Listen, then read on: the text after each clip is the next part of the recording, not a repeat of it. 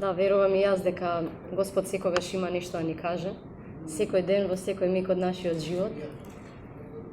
И мило ми е што сум тука, што сум помеѓу вас, како и секогаш.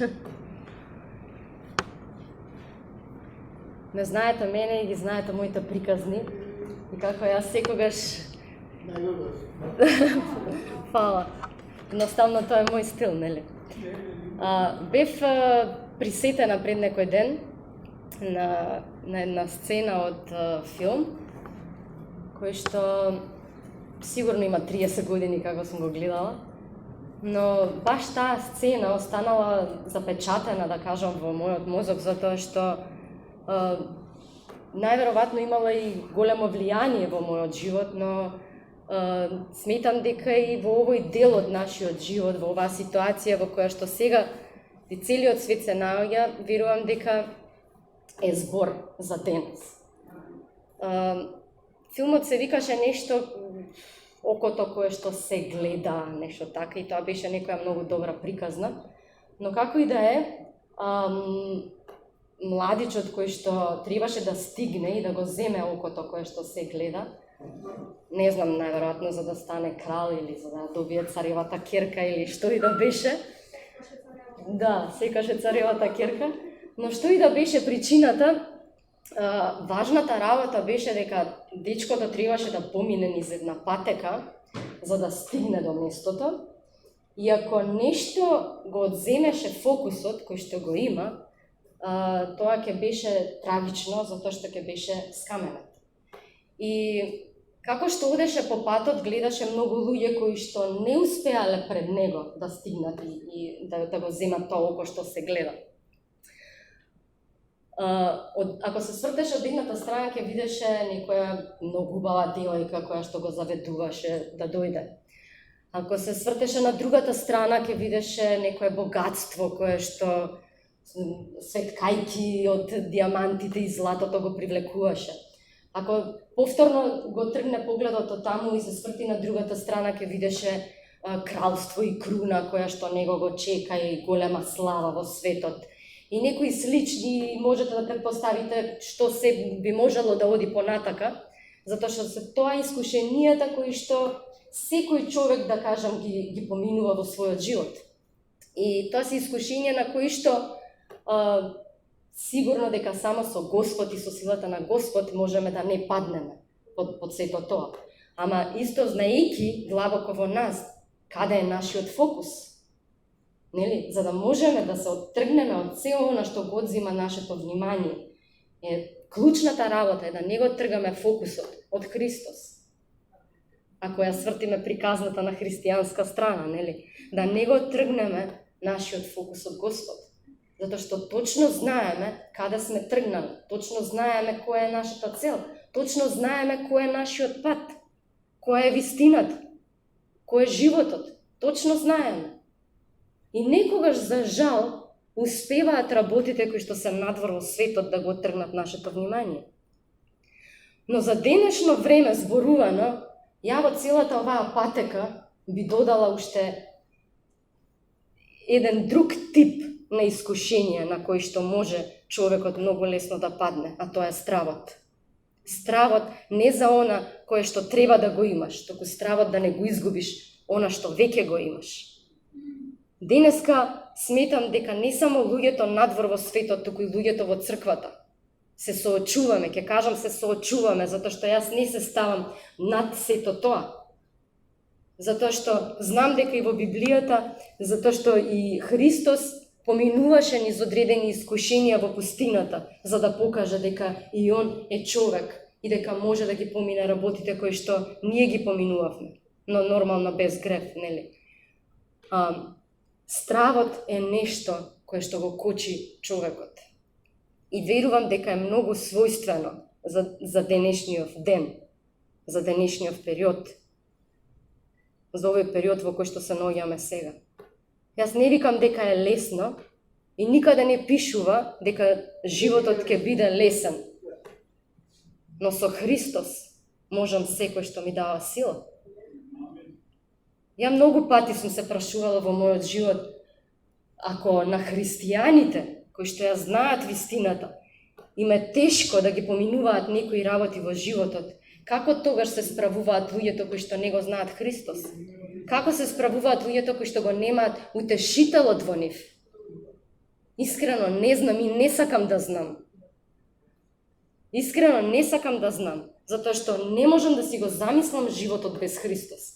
Не можам да замислам во моменти кога ми треба да не речам Господе помогни ми, затоа што на сите нас ни треба помош, а Христос е тој кој што не држи цврсто секогаш.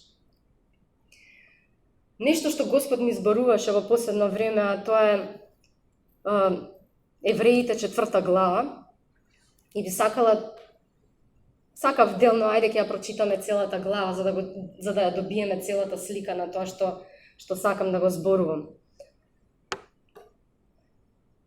Иако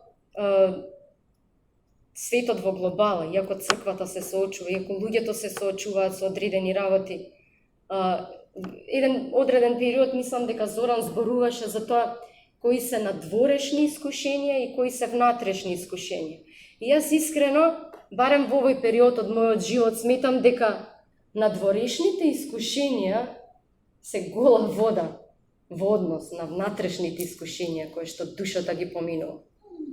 И верувајте дека сум во некој заклучок, барем сега, дека без разлика каква е надворешната состојба, без разлика што се случува околу нас, внатрешниот мир или немир нема никаква врска.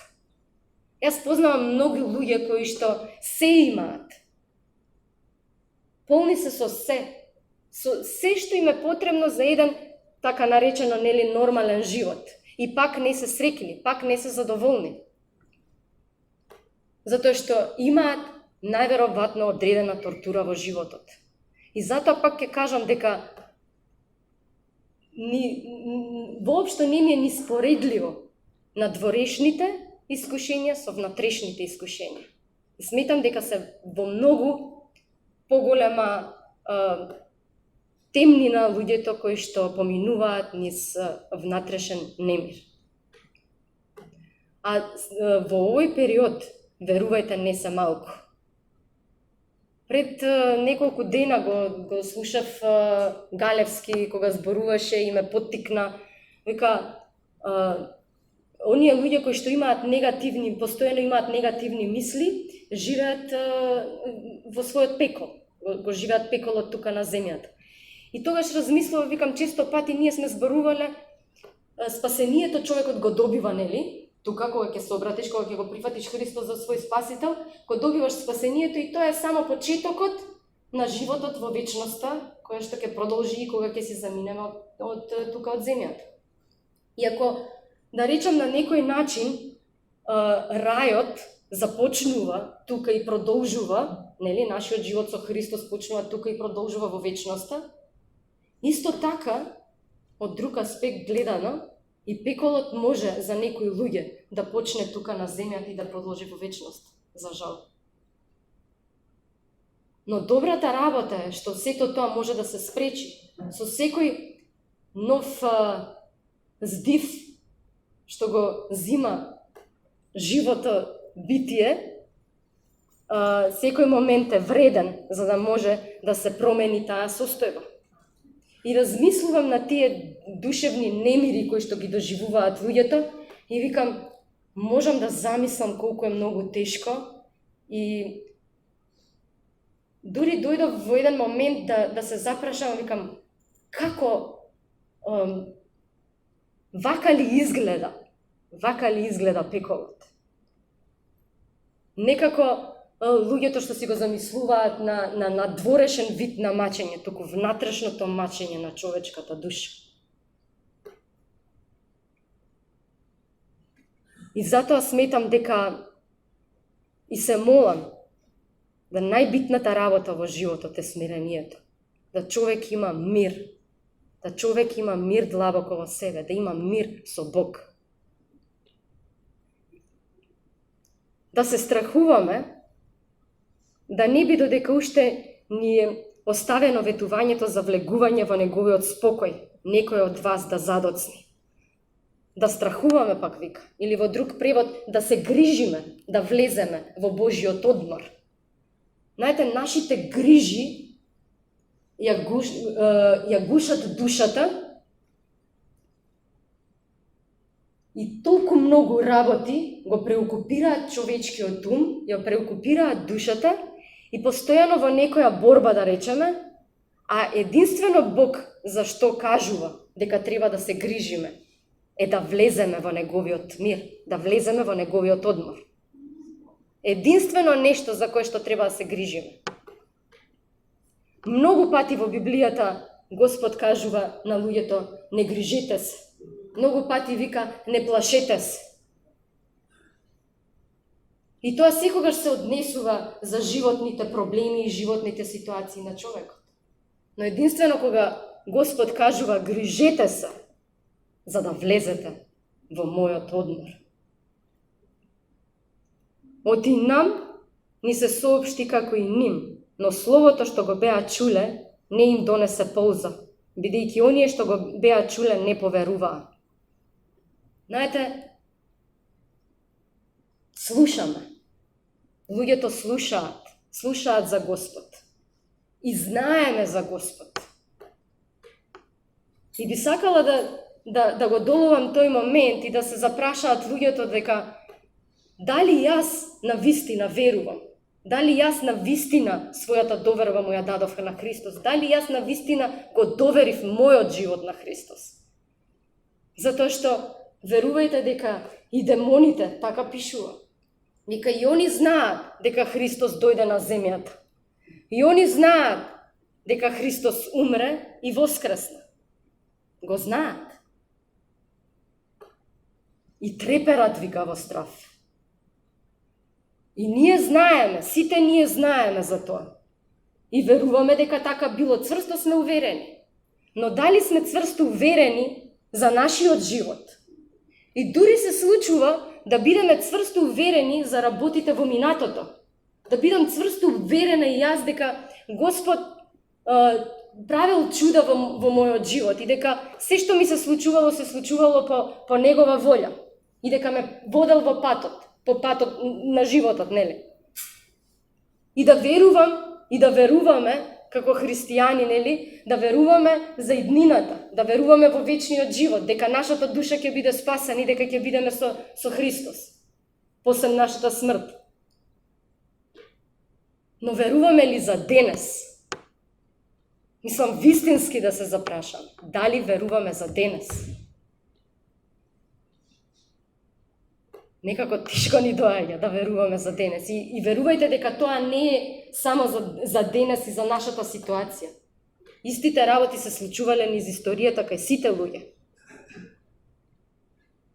Нашиот мир го добиваме кога целосно ќе посветиме нашата доверба на Христос.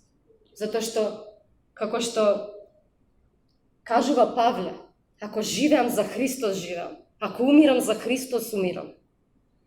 Што е поважно од мојот мир, од мојата душа да има мир со Бог?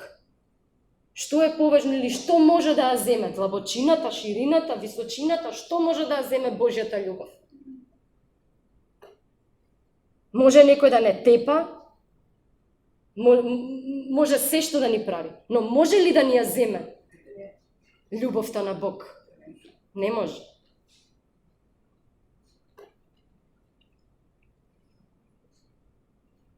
А ние, кои поверувавме, влегуваме во неговиот спокој, како што рекол он, затоа се заколнав во гневот свој дека тие не ќе влезат во мојот спокој, иако неговите дела беа извршени уште од создавањето на светот. Оти негде на 7-миот ден е речено вака, и во 7-миот ден Бог се одмори од сите своји дела. И на тоа место пак не ќе влезат во мојот спокој. И така, бидејќи се предостави на некои да влезат во него, а на оние на кои им беше порано соопштено, не влегоа поради непослушност.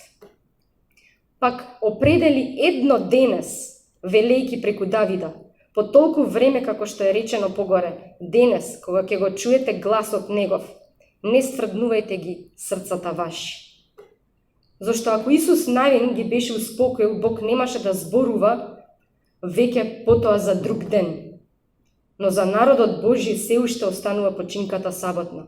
Оти кој ќе влезе во спокојот негов, тој ќе се одмара од делата своји, како и Бог од своите. И така да се погрижиме да влеземе во оној спокој, да не би некој да падне во слична непослушност. Често пати давам споредба за тоа како евреите во пустината го поминувале периодот. И си го зимам како пример и за денеска. Да не бидеме луѓе и да го земеме тој пример од Библијата и да не бидеме такви луѓе, да не успееме да влеземе во Божиот мир и во Божиот спокој.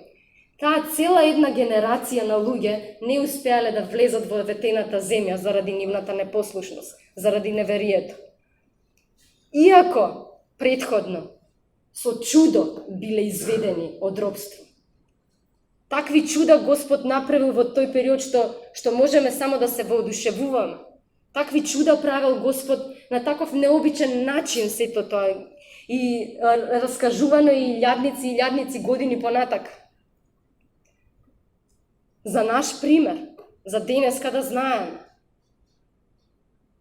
И ние да си го согледаме нашиот живот, да навлеземе длабоко во нашето срце и да се запрашаме дали јас навистина му верувам на Бог. Иако толку пати видов чуда во мојот живот што Бог направи. Иако толку многу чуда видоа луѓето сепак кога дојде првата тешкотија, па подобро ни беше таму. Но не е ништо загубено. Исус Навин ги воведе во ветената земја. Иако ветената земја беше земја од мед и млеко, но и таму имаше джинови на кои што беа исплашени. А Бог ни вика не плаши се. Бог вика јас сум со тебе и никогаш не те оставам.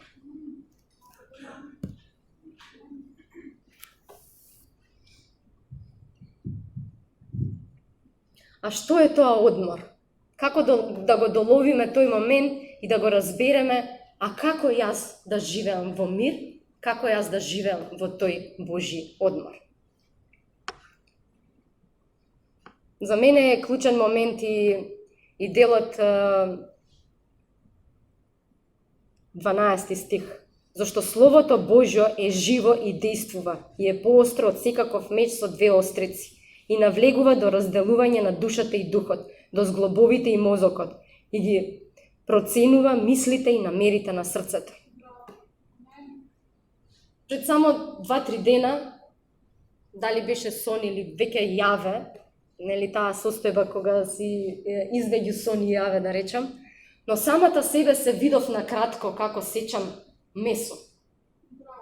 И ги отварам очите и првото нешто, викам, која е асоциацијата на оваа слика што ја видов? Јас сечам месо. И прво нешто што ми дојде беше Евреите 4:12. Зашто Словото Божјо е живо и действува и е поостро од секаков меч со две острици и навлегува до разделување на душата и духот, до зглобовите и мозокот и ги проценува мислите и намерите на срцето. Го разделува месото од коските. Прави таков еден рез кој што навлегува длабоко во човечкото срце, длабоко во човечкиот ум, длабоко каде што ги разделува, вика, душата и духот. Едно мало појаснување да разбереме каде е духот, каде е душата. Или што е духот, што е душата. Кога зборуваме за душа, зборуваме за мислите, зборуваме за емоциите, зборуваме за волјата. Кога зборуваме за духот, кај нехристијаните, најверојатно духот спие. Кога зборуваме за христијаните, духот е разбуден и е во целосна комуникација со Христовиот дух, со Божиот дух, така веруваме. Дека сме ние во состојба на духовна состојба и се водиме според духот. Но душата е она која што би рекла вришти. Вришти и вика затоа што не е угодна. Некоја состојба не е угодна. Но Божјото Слово ја има таа мок и тој авторитет, да дури кога не сме свесни дека постои нешто што ја тероризира нашата душа, да навлезе толку длабоко, каде што ќе ја раздели душата од духот, каде што ќе ги отвори нашите духовни очи, нашите духовни уши, да чуеме, да видиме каде е сршта на работите. Да навлеземе длабоко во вистината, да навлеземе длабоко во Христос и да кажеме: па зошто мојата душа да вика и да се измачува? И што е тоа што би ја измачувало мојата душа на овој свет? И зошто, верувајте, дека јас мислев порано дека христијанин не може да биде напаѓан и не може да биде тортуриран и неговата душа не може да биде тортурирана од демони или од што и да е.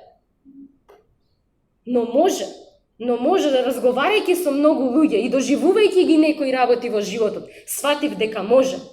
Иако духот многу добро знае каде се наоѓа, многу добро знае кој е Бог, душата може да биде измачувана. Но доброто е што никогаш не си сам. Господ никогаш не те остава ни во моменти кога така се чувствуваш, ни во моменти кога ти вришти душата. Не си сам. И Христос добро го разбира тој момент.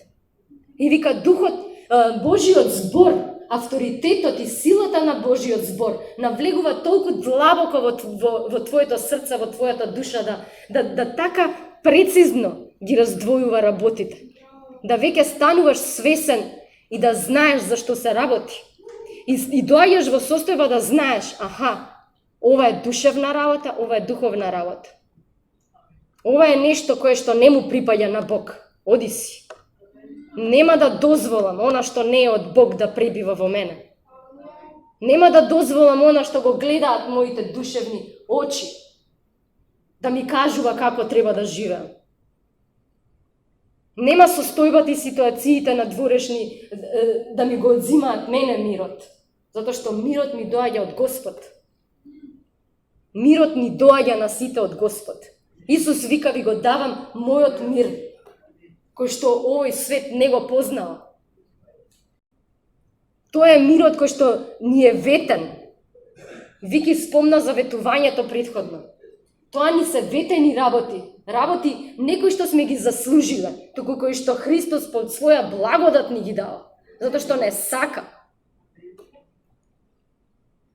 Во 13 стих понатака вели: и нема создание сокриено за него, туку се е голо и откриено за очите на оној пред кого ние ќе одговараме. Знаете, можеме ние да се преправаме дека сме силни, но дали можеме ние да се преправаме пред Господ? Не можеме, пред Господ е се голо и откриено. И многу подобро е, сметам да кажеме: Господе, помогни ми.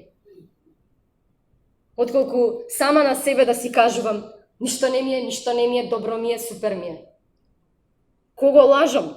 Себе, другите или Господ? Кого лажам?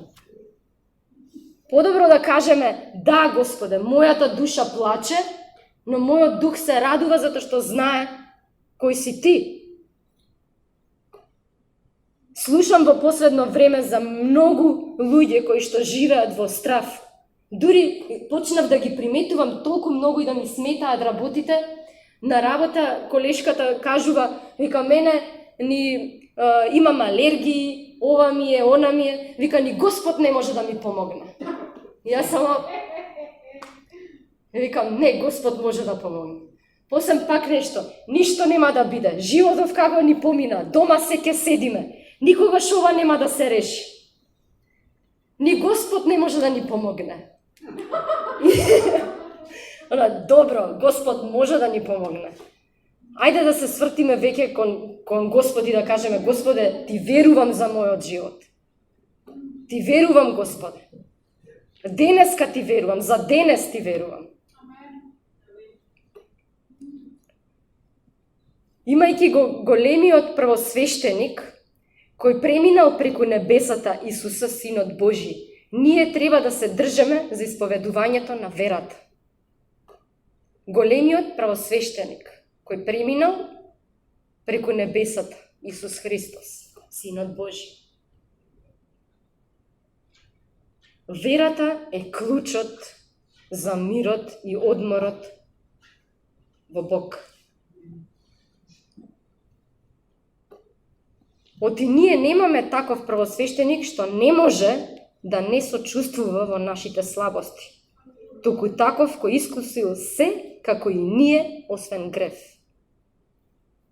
Знаете, разликата помеѓу другите богови и нашиот Господ е тоа што другите богови или луѓето се поклонуваат на богови, не само на тотеми и доли, туку се поклонуваат на работите, може да бидат и замисли, и визии за животот, и желби, и идеи, на кои што им се поклонуваат и живеат за тоа, нели?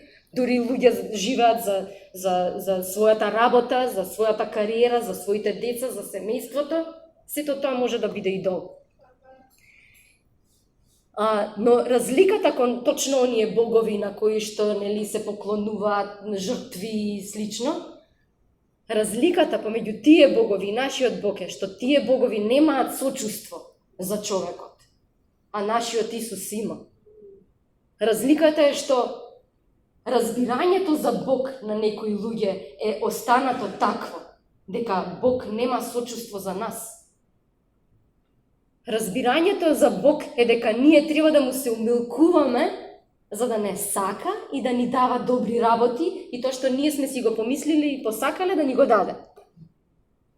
И ако нешто не го послушаме, ќе бидеме казнети и затоа ќе бидеме во страв цело време.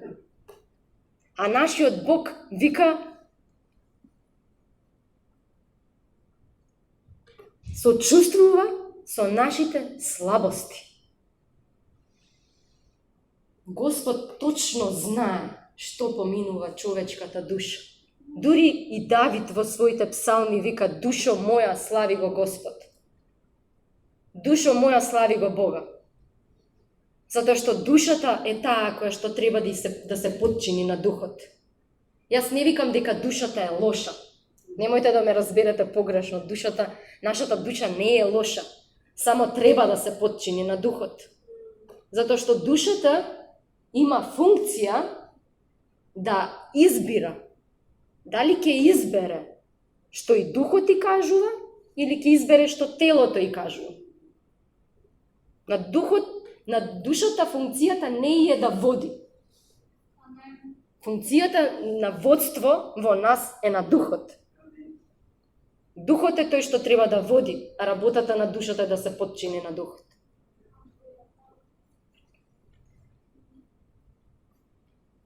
Нашата состојба, кога ние имаме вера и доверба, кога нашиот живот сме го посветиле на Господ, сме го предале всушност на Господ, е моментот кога душата се подчинува на духот.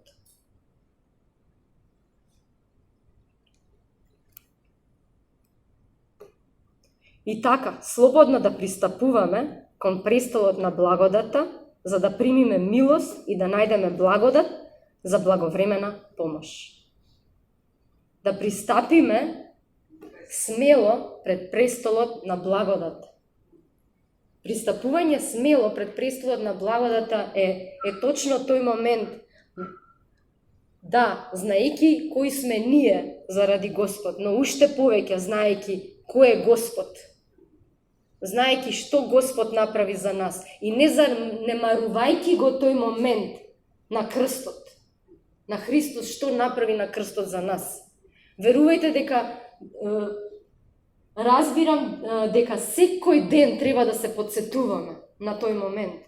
за да можеме да останеме цврсти во верата дека Христос на крстот ги зема не само нашите гревови, ги зема и нашите слабости.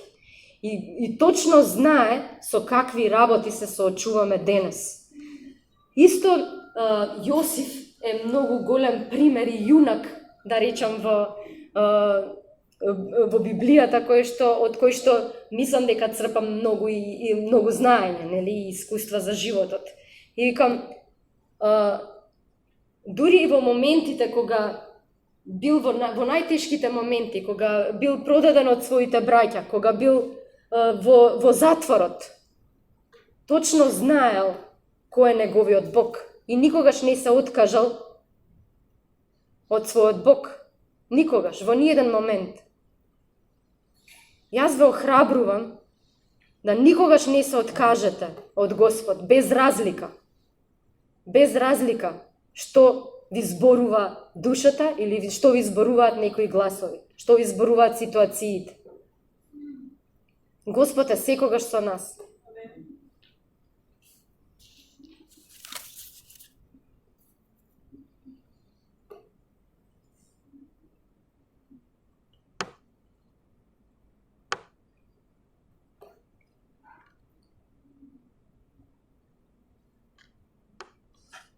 Не знам колку можам да го доловам тој момент дека навистина овој период луѓето се соочуваат со имам чувство и многу големо чувство имам дека луѓето се соочуваат со огромна тортура, баш тортура, хаос. Не само луѓе кои што се во светот, туку уште повеќе имам чувство за христијаните. Дека се наоѓаат во една таква состојба на тортура и не е од Господ, дефинитивно не е од Господ. И сакам за тоа да се молиме, да не знам ни што чувствувате вие и ни што поминувате вие во животот и дали ова што го зборувам има некаква смисла за вас. Но за мене има и се надевам дека има за некои луѓе кои што слушаат. Но знаете што? Како би рекле некои луѓе, посем дождот огревува сонце, така? Она што викаат најтешките борби се при крајот. Или ѓаволот удира кога веќе знае дека му доаѓа крајот.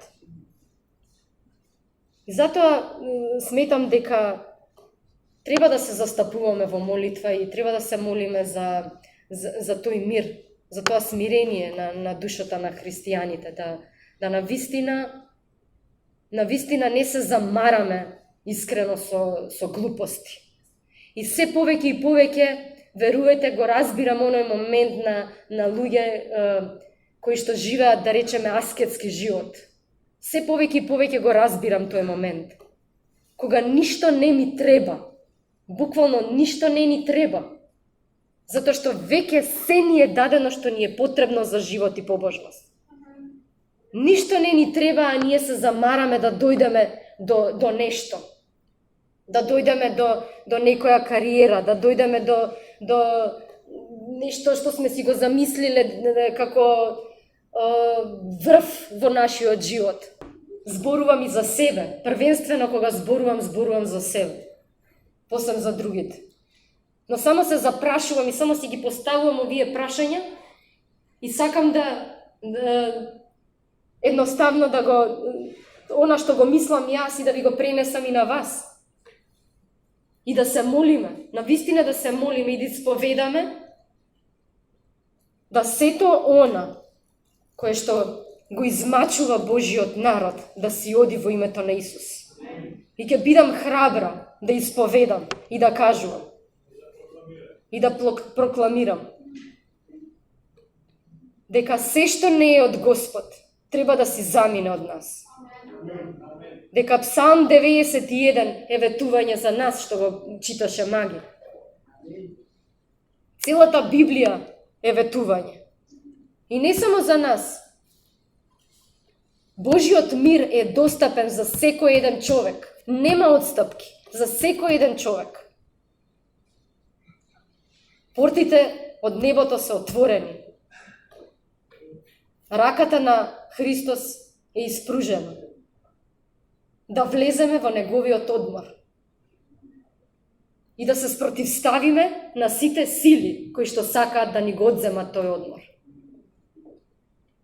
На секакви демони на страф, на секакви демони кои што сакаат да го одземат нашиот мир, на секакви демони со болести, на секакви демони на немир, на збунетост,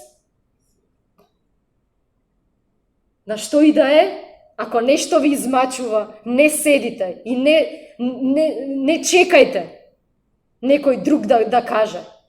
Току станете и кажете во името на Исус. Надвор. Вие си знаете со што се соочувате длабоко во вас. Јас не знам. Ја можам да кажам за себе, но вие знаете за вас. И застанете храбро пред престолот на благодата и кажете: Господе, ми треба Твојата помош. Да си оди секаков дух кој што не е од Тебе, а го измачува мојот народ.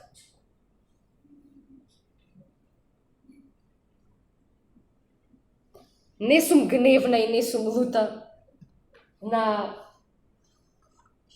Бог, не сум гневна на себе, не сум гневна на луѓето, не сум гневна на црквата. Но гневна сум кога некој сака да дојде и да ми го земе мирот. Тогаш нема да седам мирно и да чекам. Туку ќе станам и ќе се спротивставам во името на Исус. Амин. Ајде да станеме да се помолиме заедно.